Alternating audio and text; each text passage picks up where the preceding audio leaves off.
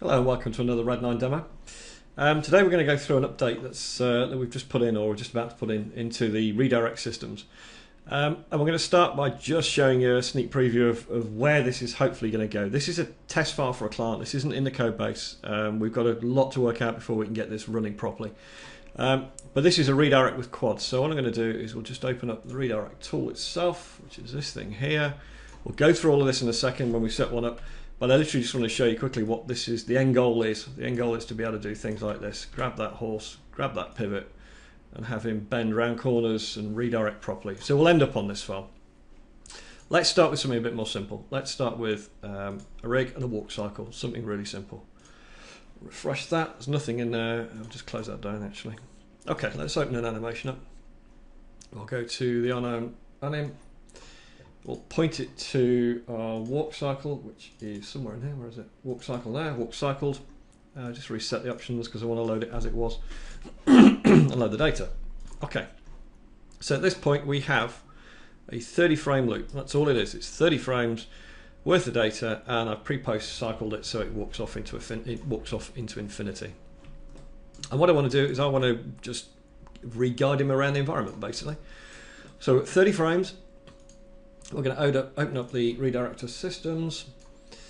Excuse me. We'll build a path complex because we want to actually redirect him around a path, and I'm going to take the clusters off. I'm not going to do it based on clusters. I'm going to do it based on the actual CVs themselves. We'll maybe go through it in a second. So we select a node as reference. That one there. We've got the frames already set. Build guides. Just going to check whether the pivot point is under his feet, which it is. This yellow thing is the pivot point. If you select the pivot or the path, you'll see we have the U value. This is basically the redirect system. It's a motion path effectively, and this is a way you can edit this this pivot point. It is, so I'm going to cache it. The cache pushes it onto our node structures,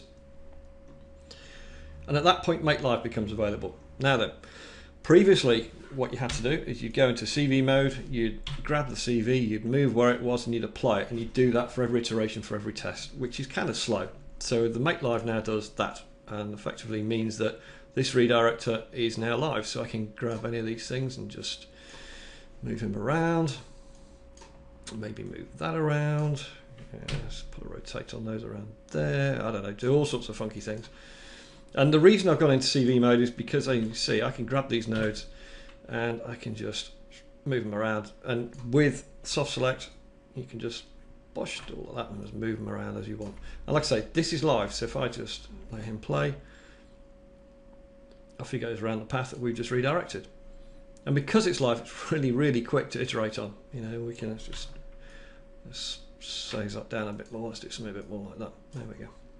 There we go.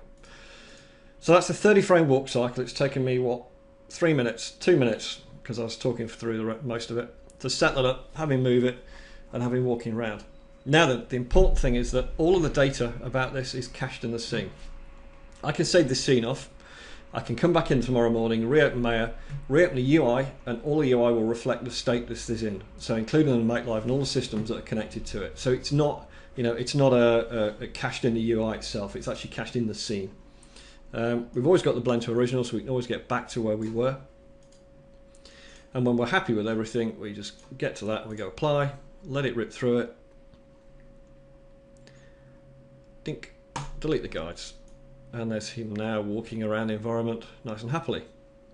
Now if we wanted to straighten that back out, what I can do is I can come back, I can build the same thing, but I'm going to build the clusters this time, build the raw guides, sync the cloud, and lock the start, which effectively caches everything against the first, so you can see they're all now children of this first node, and I can go straight and bang. If I go back into make live mode, he's now walking in the straight line because we've just told it to straighten that back out. Lots of possibilities. The other thing that we put in, which wasn't in before, is that you can now grab this as a scene itself, grab the pivot point and just move that data around. That used to have double transforms and all sorts of stuff. So all of that's been fixed. It's a lot more solid as a tool. Okay, I'll just delete that guide off. And like I say, the end goal is to end up with, where are we? Let's get him back in. Our quadruped redirector. And this is something we're looking at. We're kind of trying to figure out A, whether there's enough demand for it, and B, how we convert the test file into a real example, because there are a few issues that we've still got with it. But as you can see, it's certainly proof of concept. Anyway, thanks for watching. Don't forget to check out the tools if you want to. Thanks very much. Bye.